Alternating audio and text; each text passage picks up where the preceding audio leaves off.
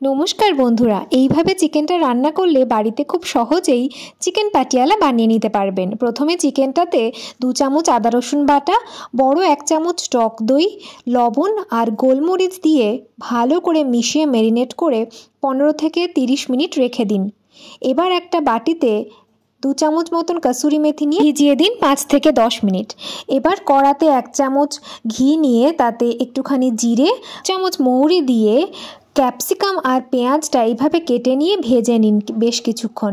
তারপরে অন্য একটা কড়ায় সাদা তেল দিয়ে তাতে সমস্ত গোটা গরম মশলা, ছোট ছোট করে কুচানো পেঁয়াজ আর কাঁচা লঙ্কা দিয়ে ভালো করে কষিয়ে নিন। 2 চামচ আদা রসুন বাটা দিন, টমেটো দিয়ে কষিয়ে নিয়ে চিকেনটা দিয়ে ভালো করে কষিয়ে নিন। এবার এতে জিরে গুঁড়ো, ধনে গুঁড়ো, গরম মশলা গুঁড়ো আর চিকেন মশলা দিয়ে ভালো করে রান্না করে নিন। চিকেনটা হাফ সেদ্ধ হয়ে গেলে তাতে বাকি সমস্ত জিনিসগুলো দিয়ে পরিবেশন